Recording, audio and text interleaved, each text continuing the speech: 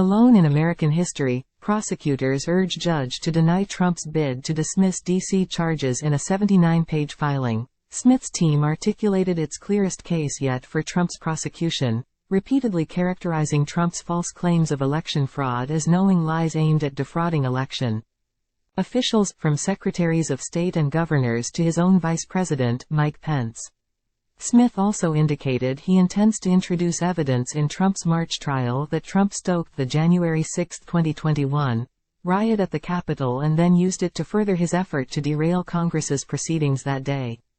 Prosecutors say they will rely on Trump's promise to pardon many of the rioters, his description of January 6 as a beautiful day, and his decision to record a song with some of the violent offenders imprisoned in the Washington, D.C. jail.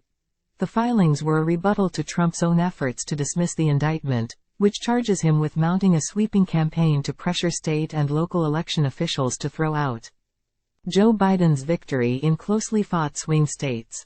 That campaign of deceit, they say, continued with Trump's effort to assemble false slates of presidential electors, which Pierce contended were meant merely to provoke the pretext of a controversy when Congress met to count the votes on January 6.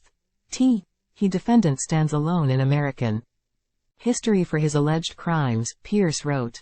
No other president has engaged in conspiracy and obstruction to overturn valid election results and illegitimately retain power. Trump had argued that his exhortations to state officials were merely advocacy, based on his fervent belief that the election was stolen from him.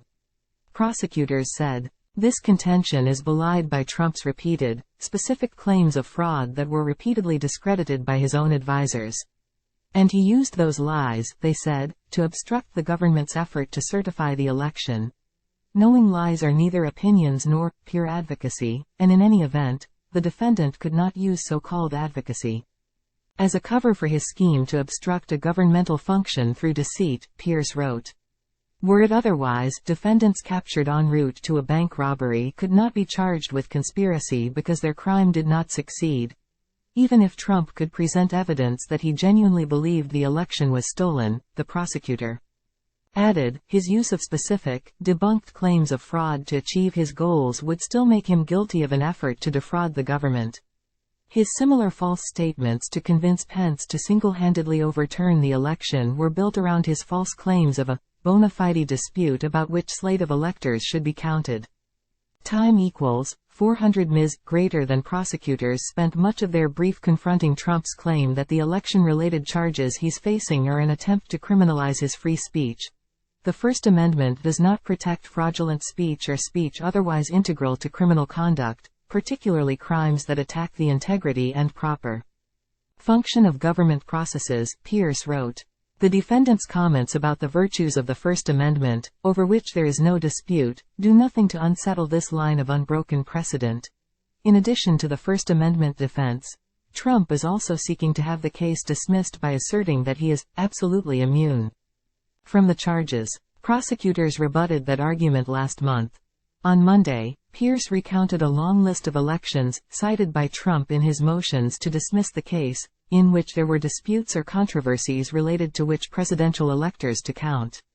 They include the elections of 1800, when Thomas Jefferson counted a slate of electors from Georgia that had been the subject of controversy, the election of 1960, when Richard Nixon counted a late-arriving slate of electors from Hawaii for his rival John F. Kennedy, and more recent elections when congressional Democrats mounted challenges to the results.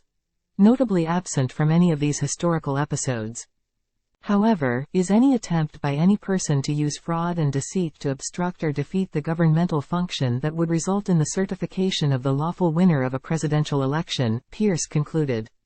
The existence throughout history of legitimate electoral disputes does not validate the defendant's corrupt and dishonest actions any more than the existence of legitimate investment offers validates the creation of a criminal Ponzi scheme. In another filing, prosecutors also pushed back on Trump's claim that he has been selectively, or vindictively, prosecuted by Smith as part of a political vendetta by the Biden administration, the incumbent president. has no role in this case, and the career prosecutors handling this matter would not participate in this prosecution if it were otherwise, contended Senior Assistant Special Counsel Thomas Windham in the 14-page filing. Trump argued that he is the only person prosecuted for similar crimes in American history, a distinction Smith's team noted was not a mistake. If the defendant is correct in his claim that the indictment is unprecedented, it is only because the defendant's conduct is unprecedented, Windham wrote. However, Windham also argued that Trump's charges can be readily compared to those facing the thousands who stormed the Capitol in his name.